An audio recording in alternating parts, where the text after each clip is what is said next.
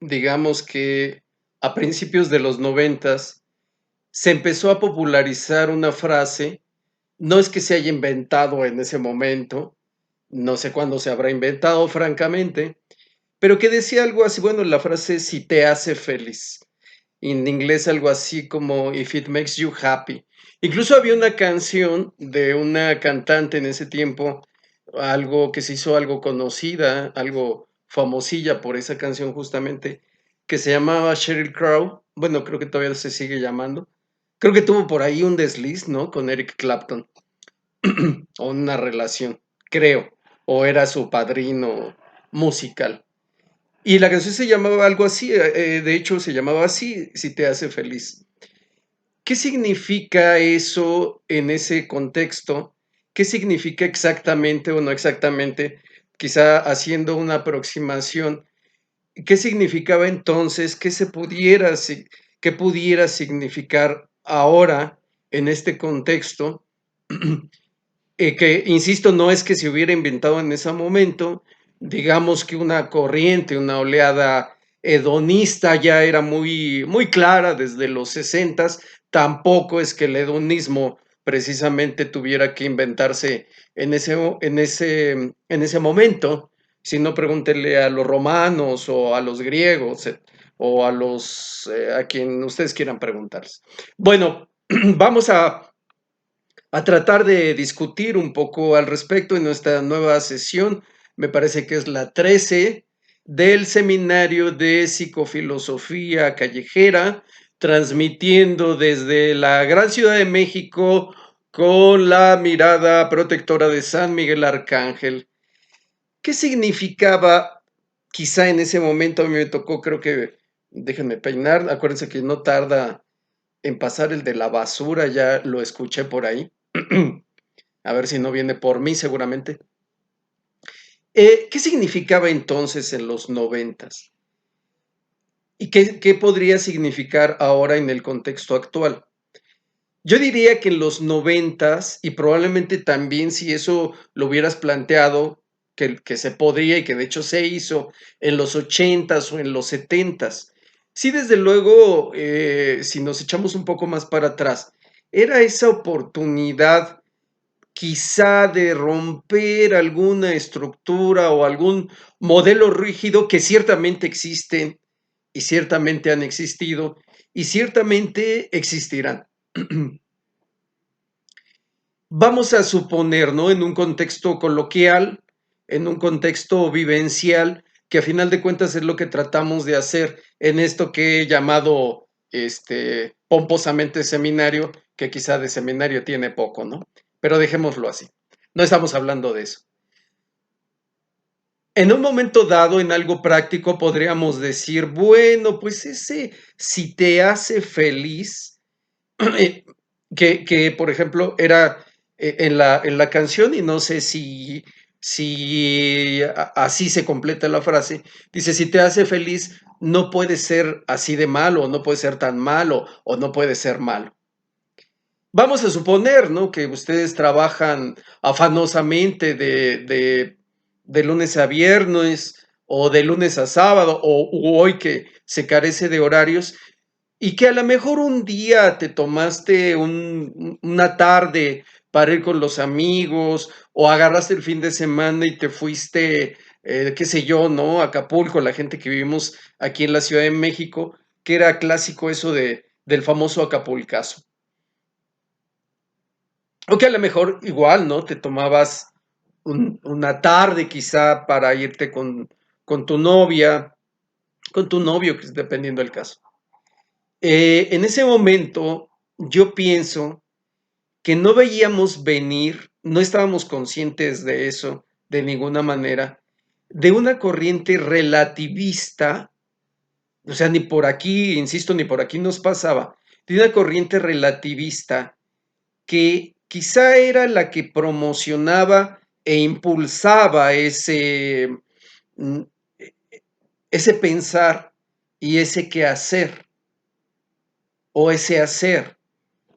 Ese si te hace, o sea, porque Sheryl Crow no era precisamente así como la persona o como era estaba en cierto corte de ciertas cantantes de los noventas, no sé si recuerdo, bueno, los más, tal, la gente de mis tiempos, ¿no? Así como tipo Susan Vega, bueno, un poquito más frívola, como Natalie Imbruglia, como ese tipo de cantantes, ¿no? Se popularizó un tanto ese tipo o sea, no era Janis Joplin, ¿no? Una cosa así, por decirles. El caso es que en ese momento, insisto, no veíamos venir un relativismo que significa que cada quien puede tener su verdad, que desde su perspectiva no existen las verdades absolutas. Es decir, un 2 más 2 es 4 y esa es una verdad. Una verdad no necesita ser absoluta. Lo que pasa es que ciertamente habrá muchas verdades, pero no muchas verdades sobre el mismito asunto. Eso es algo que ya hemos hablado en algunas ocasiones, pero que siempre vale la pena retomar, porque es algo muy vigente en nuestra vida, en nuestra sociedad, en nuestro día a día. ¿Qué podría significar eso en los sesentas? El si te hace feliz. ¿Qué podría significar eso en los setentas? Ciertamente épocas de rebeldía. También es cierto que hay movimientos que van en contra de una dictadura y lo veas por donde lo veas, de un estricto control, de una autoridad ciertamente tirana, pues, ¿no? O sea, en un momento dado, por ejemplo, imagínense el contexto en los Estados Unidos. ¿Cuál era tu destino? Que el ejército te llamara cuando le pegara la gana, porque ibas a pelear a una guerra, a una de las tantas guerras que a los locos de Washington se les ocurre. Ese país es un cáncer, o sea, Estados Unidos es un cáncer, siempre está en guerra y siempre está buscando la forma de entrar en guerra de una u otra manera con todas las naciones. Sus guerras no solo son bélicas, sus guerras no solo son armamentistas, sus guerras también son comerciales, como la guerra que sostiene este pobre idiota de que opera en Washington, una guerra comercial con lo que es ser imbécil, con México, China, con Canadá. O sea, al ser México y Canadá, estás hablando de tus principales socios comerciales. ¿Por qué? Porque tus principales socios comerciales, por razones naturales, geográficas,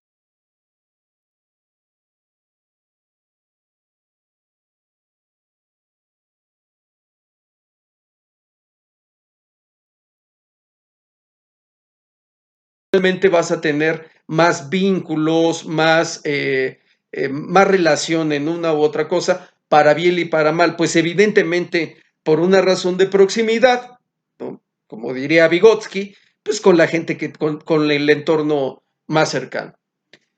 Entonces, ciertamente, o sea, es decir, en los sesentas, para bien y para mal, había una intención de rebelarse contra ese orden establecido que quizá te quería mandar a la guerra, ¿no? O que quería, o por ejemplo, en el caso de México. El caso de México me parece que es muy ilustrativo porque lo que vemos ahí es una dictadura democrática, ¿no? Democrática entre comillas. A final de cuentas, ¿qué son los sistemas democráticos? Es simplemente, o sea, solo puedes votar por las ofertas que ellos plantean, o sea, por sus ofrecimientos.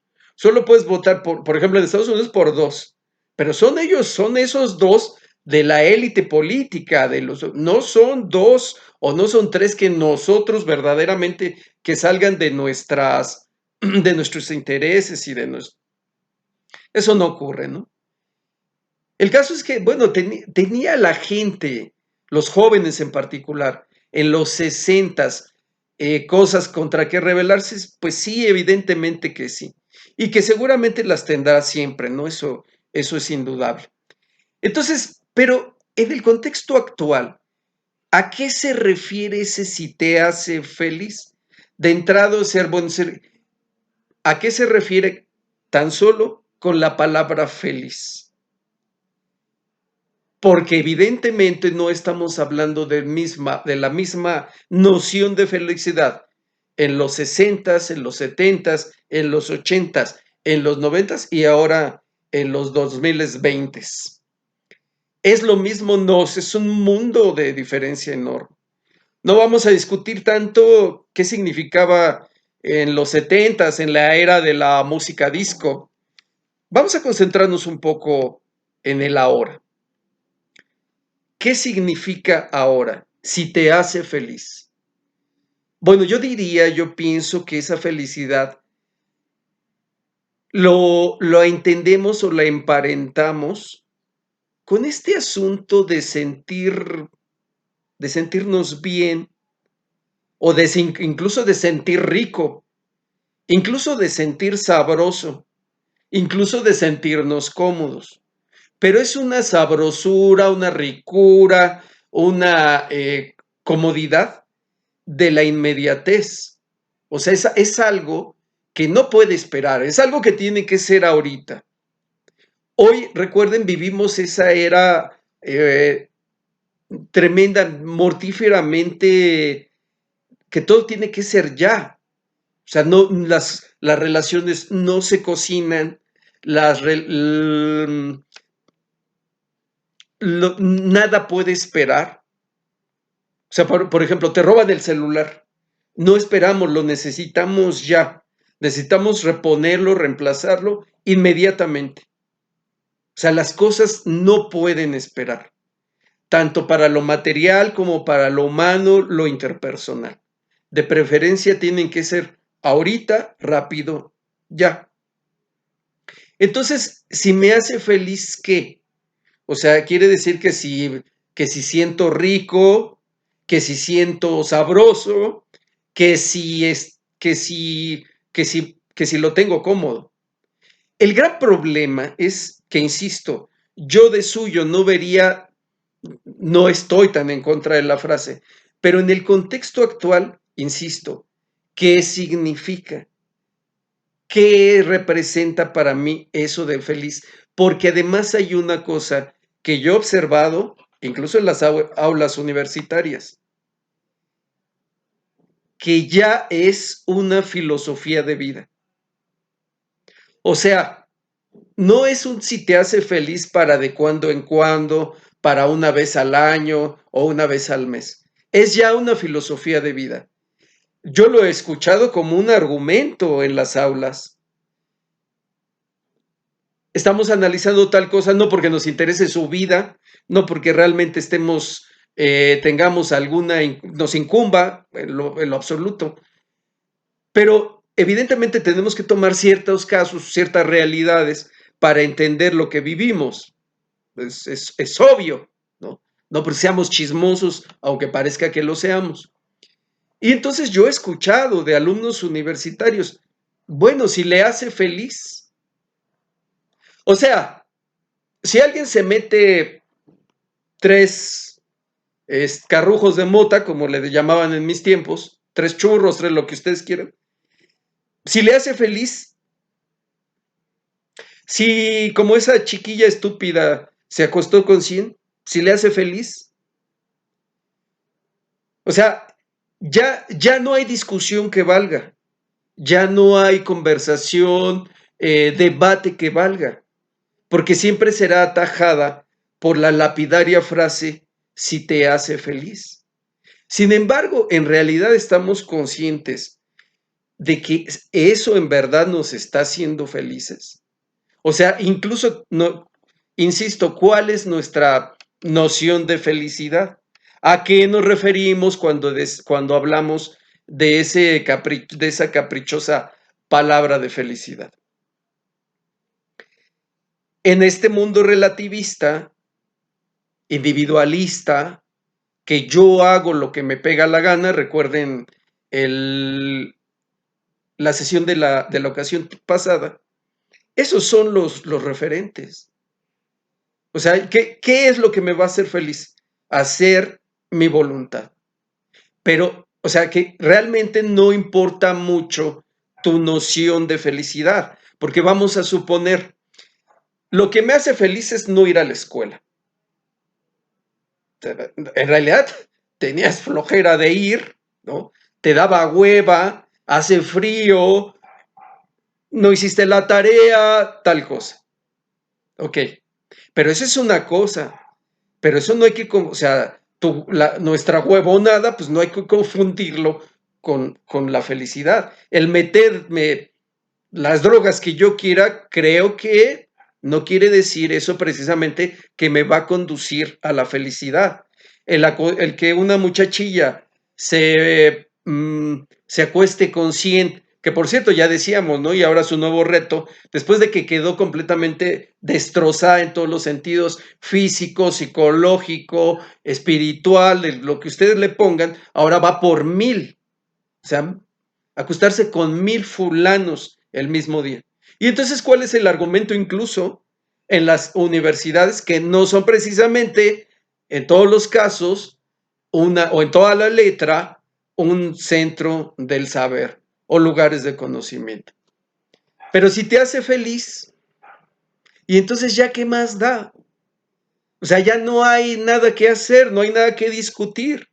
Aunque realmente en una noción de felicidad, de verdadera felicidad, de una felicidad por lo menos madura, sensata, inteligente, racional, lo que te va a hacer feliz va a ser no la inmediatez de servir a tu flojera, a tu pereza, de no ir a la escuela, sino el levantarte, el luchar contra esa flojera, contra el frío, contra las adversidades del sistema de transporte colectivo metro y llegar a la universidad y hacer lo que te corresponde. Y entonces la felicidad ahí estará dada por cuando terminas el ciclo, el semestre, el cuatrimestre, lo que sea, o cuando terminas la carrera. Y entonces ves esa recompensa de algo ganado a pulso. Es decir, es probable que la felicidad va de la mano con algo que te ganas, no que perezosamente, no con lo que perezosamente te relacionas. O sea, insisto, ¿no? Lo he venido platicando en varias ocasiones. Este asunto de los padres e hijos como amigos, ¿no? En una amistad muy conveniente que además de todo el hijo siempre lleva las de ganar o el hijo lleva las de ganar en un contexto actual, empoderado, proclamando sus derechos y mm, siempre, no siempre, pero constantemente o frecuentemente victimizado por algo, ¿no? O sea, por lo que sea, ¿no? Porque está volando una mosca, no verdaderamente viviendo una situación como se podría haber vivido en los 70, por ejemplo. Entonces, ahí vemos, es decir, en esta plataforma en donde circula material eh, ese con la triple X, ves toda clase de barbaridades. Gente comiéndose sus desechos, eh, padre, teniendo chiquillas, teniendo encuentros íntimos, que no son íntimos ciertamente, dado que están grabados con su mamá, a mamá e hija. Pero eso, o sea, fíjense nada más, en el monstruo relativista, ¿qué es lo que lo permite? Mi libertad. Una libertad absoluta, que nadie tiene derecho a cuestionar. Y obviamente, pues yo no tengo ninguna capacidad de hacerlo. O sea, yo pienso que quedarme en el sillón aplastado viendo toda una serie de Netflix en un fin de semana de 10 temporadas, esa es mi libertad. Ese es el sí me hace feliz. O sea, esos son las premisas para llegar a algo que decir, bueno, sí, o sea, ya sin cuestionarlo, ¿me hace feliz? ¿Es mi libertad? No hay ningún entendimiento de una verdadera noción de libertad, porque, por ejemplo, si hablamos, decir, bueno, es que forjar por ejemplo, una relación amorosa, desde luego que cuesta trabajo. Entonces, para eso hay que ceder ciertos espacios que nosotros, cuando no tenemos pareja, nos pertenecen de alguna manera igual, para bien y para mal, nos pertenecen a nosotros. Y entonces, cuando estamos con alguien, hay que negociar porque esos espacios, entonces ahora los tenemos que compartir con otras personas. Y entonces, si me hace feliz, si tengo en el paradigma actual, si me hace feliz, si soy libre y nadie me puede decir nada, entonces, y si soy abierta de mente, es decir, no tengo esa mente cerrada, conservadora, heteropatriarcal que me quiere dominar y todas esas tonterías. Entonces, una chica puede terminar vendiéndose, o sea, hacer eso de su vida y teniendo encuentros sexuales con su madre. Y la mamá, como le gusta pensar que es la amiga de su hija o de sus hijos, ¿no? O sea, hay madres que hacen ese contenido para esa plataforma prácticamente delante de sus hijos. Ahí viene ahora sí el de la basura por mí. Entonces, ¿cuál es ahí el significado? O sea, fíjense nada más en qué callejón sin salida nos hemos topado. Cuando yo pienso que esa libertad es total y no le debo de rendir cuentas a nadie y que si me hace feliz, entonces ya no hay nada que discutir porque además de todo tengo que ser libre de mente, o sea, la libertad va a una libertad también de mente, pero además de todo en un mundillo bastante ignorante, porque ese mundo en realidad mm, es muy pobre en muchos sentidos. El que nosotros nos aprendamos o recabemos mucha información del Twitter, del TikTok, esa información es solo eso, es información. No se traslada, no se convierte en conocimiento, porque no tiene profundidad. O sea, si el aprendizaje estuviera dado por los tantos caracteres de Twitter o por el video de un minuto en TikTok o por el video en Instagram o por el short, el video corto en YouTube, sería muy fácil. Pero no, o sea, creo que por lo menos tendríamos derecho a sospechar. O sea, es tan fácil adquirir conocimiento y no, por supuesto que no.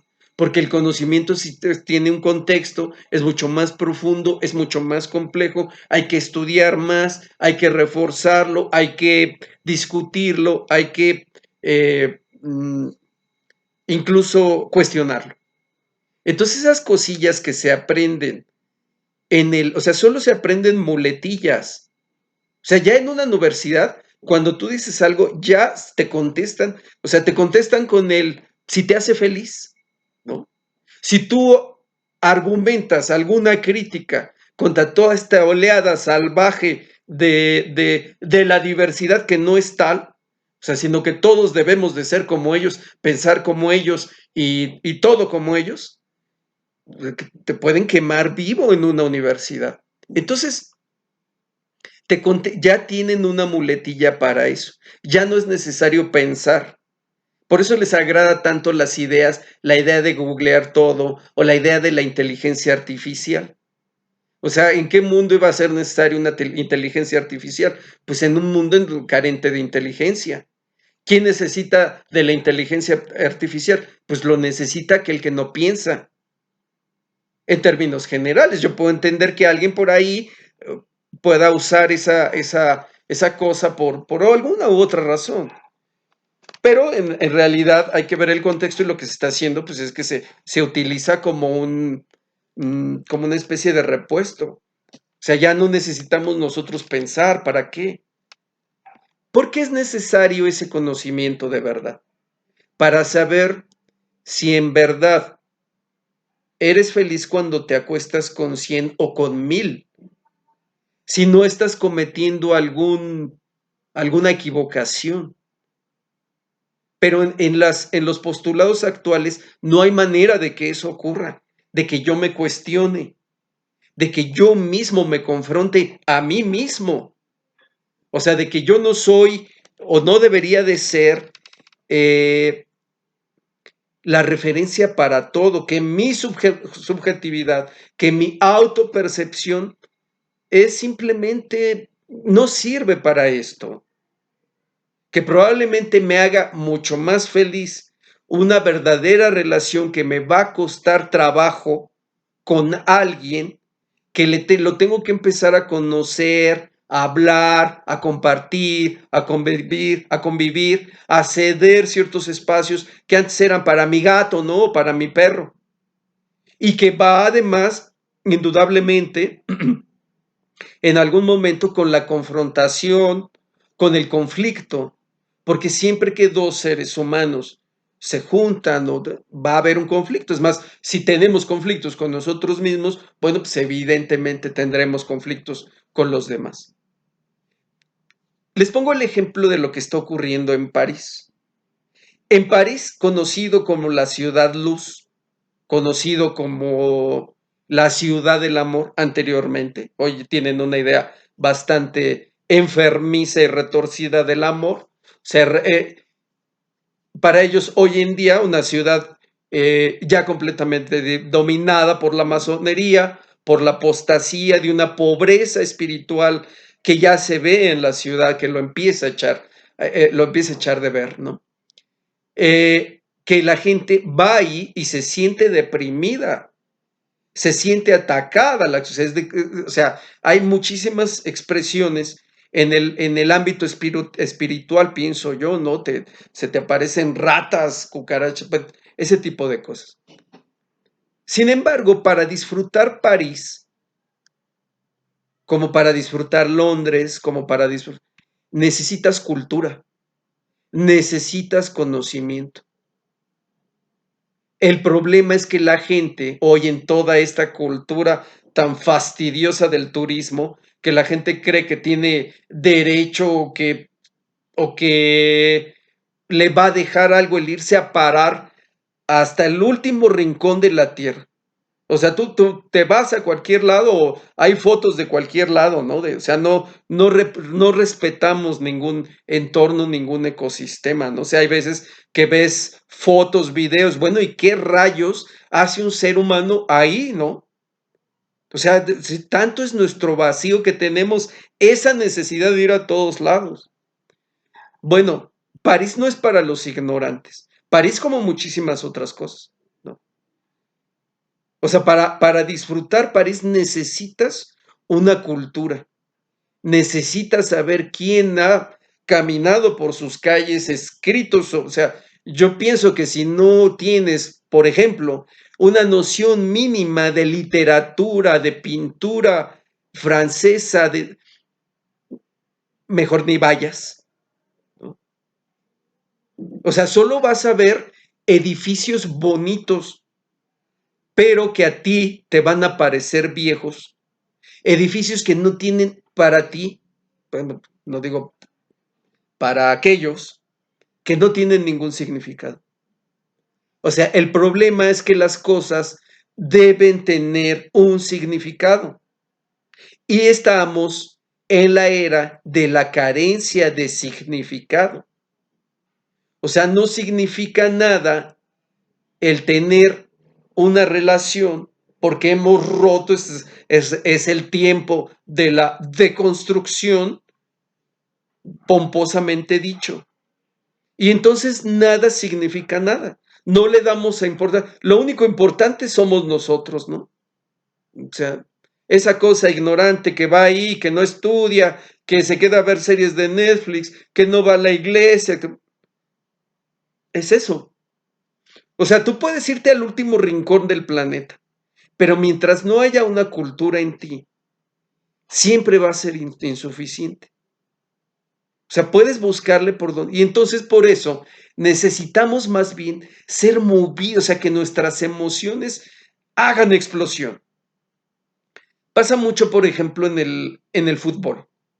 Ya un gol no es suficiente. ¿Por qué? Porque el gol carece ya de sentido.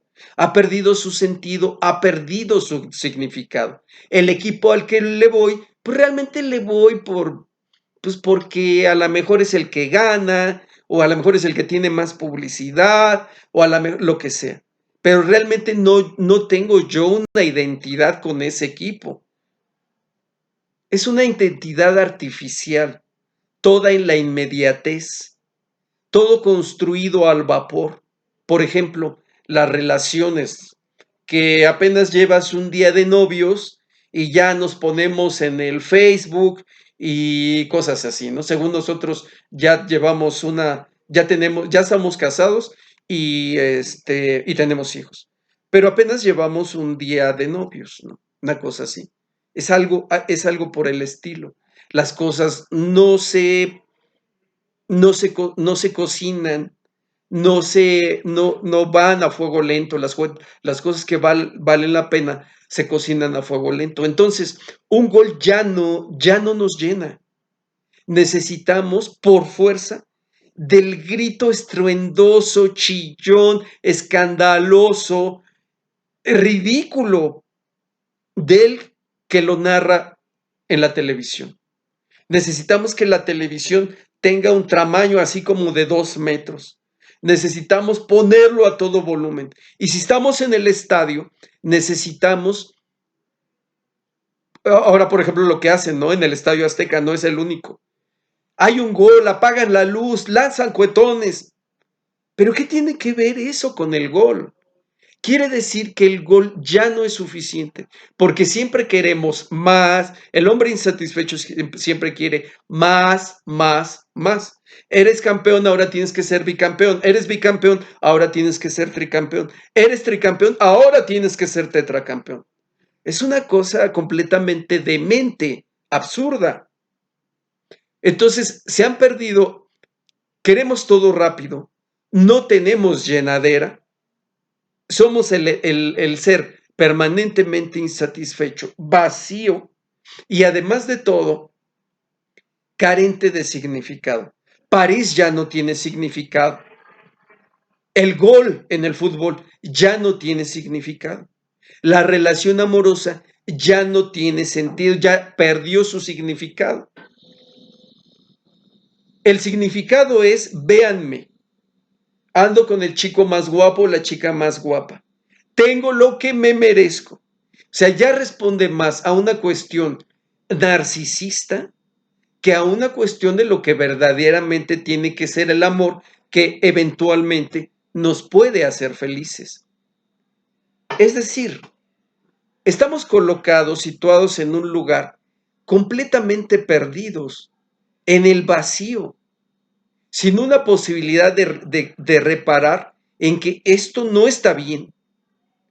Esto, o sea, es decir, si me acuesto con 100, voy a terminar destrozado en todos los sentidos. En el todo, o sea, es emocional, espiritual. Esa es la parte importante de una noción de lo bueno y lo malo. La noción del pecado, de poderme levantar, ser perdonado por Dios, no por mí, por Dios, ¿no? O sea, es decir, es como si yo rigiera el mundo. Pero además, como mencionaba en la ocasión anterior, es que lo que no sabes es que alguien te controla como si fueras un títere, una marioneta. Lo que tú piensas, lo que tú sientes, lo que tú haces, la forma de comportarte no es original tuya. Alguien sin que tú te dieras cuenta porque estás muy ocupado viendo tonterías. Recuerden, esa famosa final de la casa de los famosos donde la Wendy resultó ganador, la vieron 23 millones de personas. ¿Qué quiere decir? Que si en él te hace feliz, en la inmediatez, en la pereza, en la carencia de sentidos, de significado, eso es lo que me hace feliz. feliz, perdón, ver esas tonterías, acostarme con 100. Y como ya no hay una noción de lo bueno y lo malo, sino la noción es, o el referente es mi libertad, el si me hace feliz, entonces ya no tengo chance de redimirme, de ser perdonado, levantarme y rectificar el camino. O sea, de poderme parar y decir, darme cuenta de que no, de que está mal acostarme con 100 o con 10 o con 5, que está mal desayunar 3 cigarros de marihuana, que en este contexto actual, el si me hace feliz es la cosa más atroz y la más peligrosa, porque vivimos una era de carencia de sentido, sin ética, sin una noción de lo bueno y lo malo, en una noción de la libertad total y de la felicidad, entre comillas, de la inmediatez que no es felicidad, porque no va a ser felicidad si dejas de estudiar la carrera por quedarte echar la hueva en tu cama hasta las 11 de la mañana. La felicidad no es eso que piensas. La felicidad no es lo inmediato, lo fácil, lo hecho a través de tus propias reglas. Esa no es la felicidad. Puedes ir a París todas las veces y te vas a aburrir.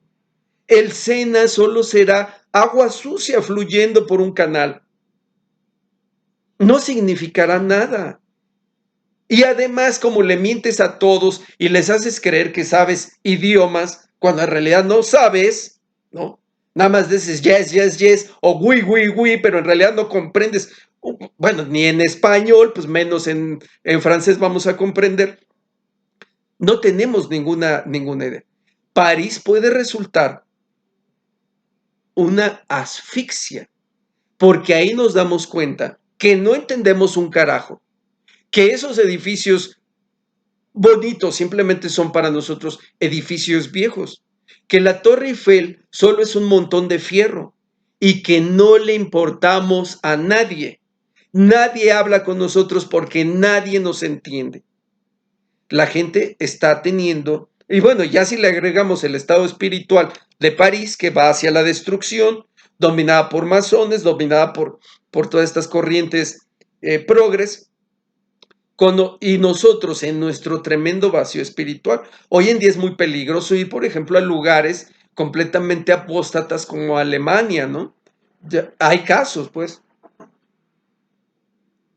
Recuerden el caso este de la estudiante del TEC, una chica queretana, todo virtudes, que fue a Berlín, parece que sí, Berlín, a estudiar una maestría y terminó arrojándose a un canal.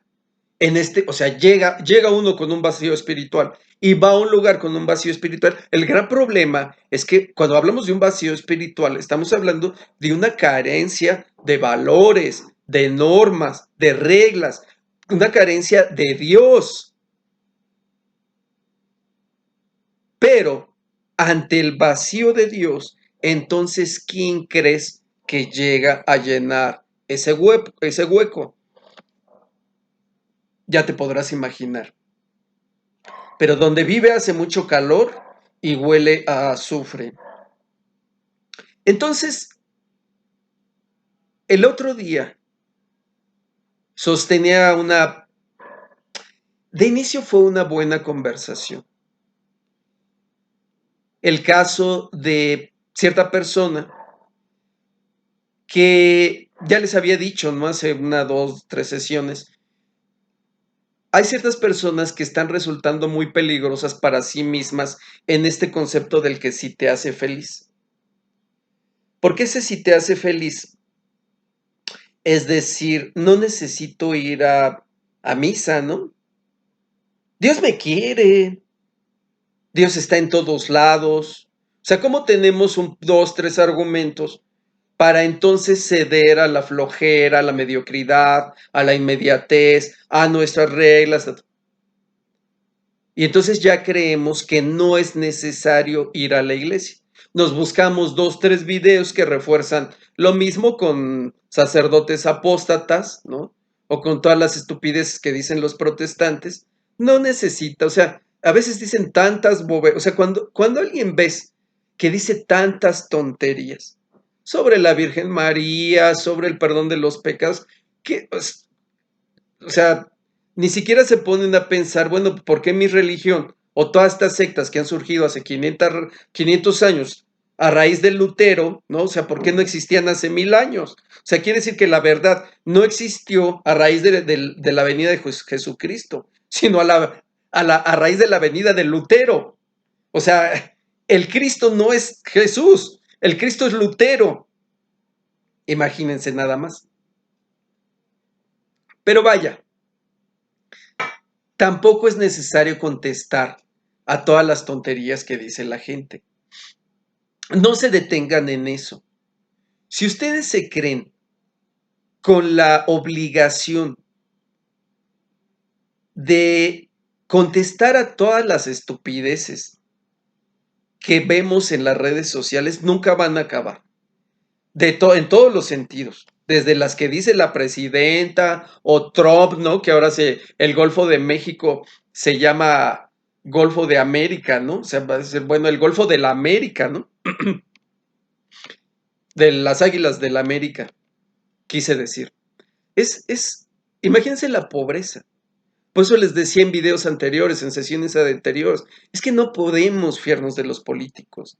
En realidad de ningún político. Vean la vulgaridad de Sandra Cuevas, ¿no? O sea, una chica eh, nefasto, horrendo, el monumento al mal gusto, a la ignorancia. Puedes fiarte de Sheinbaum, una mujer llena de odio, que está constantemente insistiendo en hacernos enemigos, hombres y mujeres, cuando lo que deberían ser es hacer, fomentar una cultura sana, respetuosa de convivencia entre hombres y mujeres. ¿Ustedes la han visto? No. ¿Ustedes han visto eso en el metro? No. Lo que vemos en el metro, por ejemplo, es que cada quien hace su voluntad. Si te hace feliz, yo subo las patas a los asientos del metro. Si me hace feliz, no voy a la escuela. Si me hace feliz, tal cosa. Me acuesto con 5, con 10. En alguna ocasión también escuché en una universidad que alguien dijo, ¿no? Que cambiar de género no sé, una cosa. Dice, bueno, que cambiar de género es como elegir el café que te quieres tomar. Así en ese tamaño, ¿no?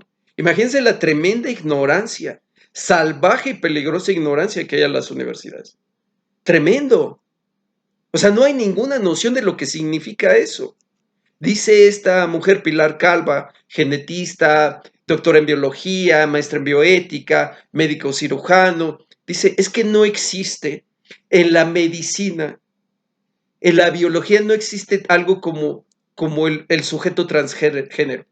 Existe el transexual, pero el transgénero no. El transgénero es una maquinación social, nada más. No es un concepto que aplicable a la anatomía, a la fisiología, a la biología, a la medicina, no lo es. Es una ocurrencia, ¿no? De las ONGs y los colectivos. Por cierto, eh, también financiados por el poder. El poder político, el poder económico y ese inmenso poder que está detrás de todos ellos. Coincidentemente siempre satánicos ellos. Busquen es un economista que colabora, muy bueno, un español, se llama Lorenzo Ramírez. Búsquenlo. Él habla mucho de eso, ¿no? Él maneja cuestiones de economía, finanzas, geopolítica, ¿no? Este concepto muy de moda y también esta cuestión él sabe, lo conoce, ¿no? O sea, eh, mm, prácticamente todos ellos, no de ahora, lo pueden ver en el siglo XX muy claro, en el siglo XIX, desde antes, ¿no? Manuel, Damián Galerón, un historiador, él habla que desde tiempos ancestrales, ¿no? Desde tiempos de Jesucristo, o sea, todas estas estas élites, nosotros cuando pensamos en los judíos, pensamos en un grupo homogéneo, igual, parejito, todos judíos. No, o sea, evidentemente entre los judíos también había muchos grupos muy importantes de poder y ellos finalmente fueron los que no aceptaron a Jesucristo. Digamos una cuestión política, económica, porque iban a perder su poder. Escribas y fariseos, por ejemplo. Entonces,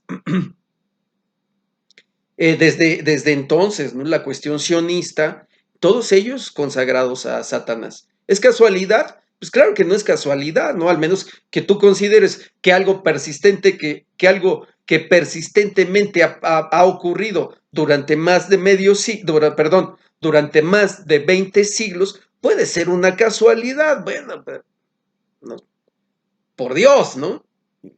Bueno, entonces, en este relativismo, en este yo hago lo que se me antoja porque si te hace feliz, entonces ya no hay posibilidad de plática, ya no hay posibilidad de discusión, ya no hay posibilidad de entendimiento. Eso quiere decir que has renunciado a discutir, a entendernos. Ciertamente, no hay que contestar todas las tonterías que uno ve en el Facebook, no se preocupen, en las redes, ciertamente. Hoy se cree que la discusión filosófica es derrotar al otro, pero no hay nada más torpe, absurdo que eso.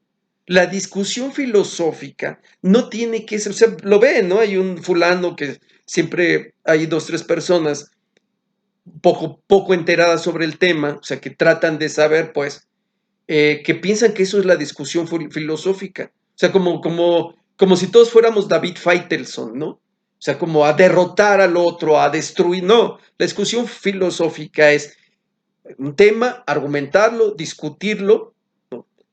Si se puede llegar a una conclusión, no, desde luego entendiendo no ese relativismo de que el hombre es la medida de todas las cosas, o sea, de que yo soy a mi capricho mi verdad, de que no existen verdades, no, nada de eso. Y enriquecernos, pues, ¿no? Enriquecernos filosóficamente hablando. O sea, esa es una... porque además de todo, aún en grupos compactos, por ejemplo, en un seminario, en un seminario de filosofía, cada quien tiene intereses distintos. O sea, si ustedes van a un seminario de posgrado, por ejemplo, a nivel doctoral, todos tenemos intereses distintos. Todos estamos investigando cosas diferentes. Pues, o sea, cada quien habla no desde su verdad, o sea, habla con sus argumentos, con sus ideas, con su experiencia, pero no se trata de derrotar al otro. Eso es cierto, pero del otro lado, no quiere decir que debamos de eludir la oportunidad, incluso la bendición de cuestionar nuestras ideas, nuestros pensamientos. Porque si todo lo rematamos con, bueno, si a ti te hace feliz eso y a mí me hace feliz, entonces ya, no importa. No existen verdades absolutas. Luego entonces, si tú quieres ir el domingo a la iglesia, súper. No quieres ir, súper. Tal cosa, súper. Todo súper. Bueno, esa es una pobreza tremenda. Porque evidentemente lo que necesitamos es estudiar, es conocer, es saber. Pero en la cuestión espiritual, necesitamos de ir, necesitamos de una iglesia, necesitamos aprender para acercarse a Dios. O sea, Dios puede estar en tu casa, sí, sí puede, pero tú, ¿por qué no vas a estar en la suya? Dios valora tus esfuerzos. Y verte echado en el sillón, en el sofá todo el tiempo, ese no es ningún esfuerzo. Argumentando tú tu individualismo, tu si te hace feliz y tus bobas ideas acerca de la vida y acerca de la vida y acerca de las libertades, bueno, eso no creo que cuente. Por eso vemos este enorme vacío espiritual del siglo XXI, que afecta en nuestra salud física, emocional, psicológica, como le quieran llamar, que nos empuja a hacer tantas estupideces, a meternos con 1000 personas, a meternos toda la droga posible, a estar deprimidos pese a que nos estamos tratando de divertir. A nada nos satisface, nada nos llena, nada esto, nada el otro. ¿Por qué creen? Nada nos funciona o funciona un rato. Hasta nuestra clase de yoga, meditación y todas esas cosas funcionan un rato y después ya no. ¿Por qué creen? Porque hay un enorme vacío en nosotros, psicológicamente, espiritualmente, en nuestra alma, en todos lados. Y entonces vamos buscando aquí, allá, allá, y nada funciona. Insisto, funciona temporalmente. Y obviamente eso lo aprovecha mucho nuestro gran enemigo, el demonio, porque que es un demonio, es un enemigo ante el cual no podemos luchar. Nosotros no podemos luchar directamente contra él. No lo podemos, o sea, solo podemos luchar contra él a través de Jesucristo, de los ángeles, de la Virgen María, San Miguel Arcángel, de la Virgen de Guadalupe. ¿Y cómo podemos? A través de la oración. ¿Y cómo se puede eso? Yendo a misa, confesándote, porque cuando te confiesas y te absuelven de tus pecados, hay una oportunidad de redención en nosotros, de levantarnos y tratar de ser mejores, de ya no caer en la estupidez de acostarnos con 100, de meternos con desconocidos en el último vagón del metro, de ser solamente un pedazo de carne amoral. O sea, decir, nos levantamos, esa es la redención, la oportunidad de ser perdonados por el que nos tiene que perdonar, por supuesto, no por el mismo que comete el pecado. Pues, qué estupidez. Levantarnos y seguir adelante en la ilusión, en el ánimo de ser mejores personas. Es la única manera. Nadie puede ser verdaderamente feliz, tranquilo, si no es a través de Dios. No se puede. Una cosa es que tengas algo divertido y todo, jajaja, tal, ábrete el pomo y ahora abre el paquete de salchichas, ¿no? Y tráete Eso es una cosa, ¿no? Por eso es nuestra gran necesidad de sexo. Sexo, o sea, un Freud que además nunca vio la parte espiritual, que es algo que le reprocha Víctor Frankl. Es que Freud vio esto, pero nunca vio algo tan tangible, tan evidente que es la parte espiritual del ser humano. Entonces pensamos que con sexo vamos a llenar eso. No se puede. Ustedes verán que la más fogosa del edificio, ¿no? O del vecindario, de la calle, la que más no es la más feliz. O sea, no precisamente tiene que ser eso. Claro que la intimidad pues sí, pero con alguien significativo, no con alguien que no conoces, no con alguien que se da la vuelta en cuanto terminan, no con alguien en que se levantan y escapan del cuarto de hotel como dos cucarachas cuando les prendes la luz en la cocina. Eso no es.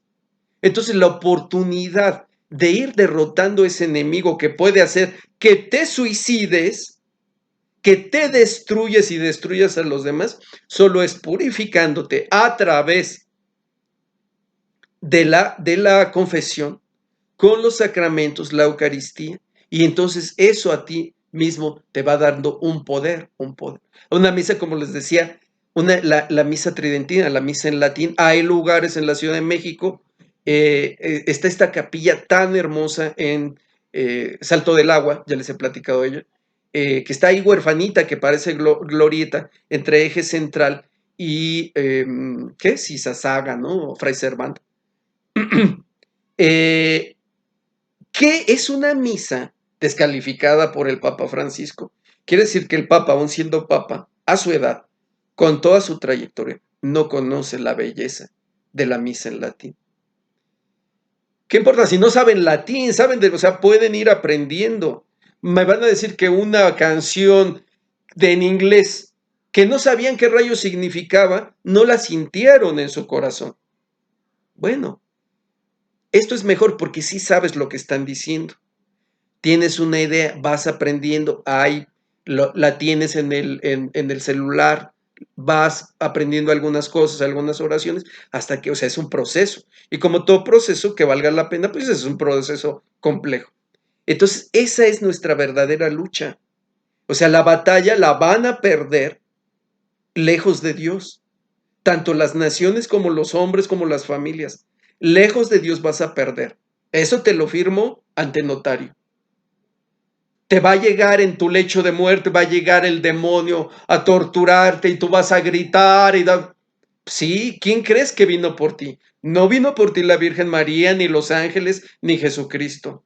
Viviste toda una vida de apostasía, de ateísmo, que insisto, el ateísmo no existe.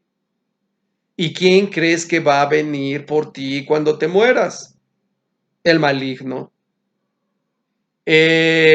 ¿Por qué digo que el ateo no existe? No existe tal cosa. Jesucristo lo dice en las Escrituras, en el Evangelio. Dice, o estás conmigo o estás contra mí. Solo hay de dos sopas.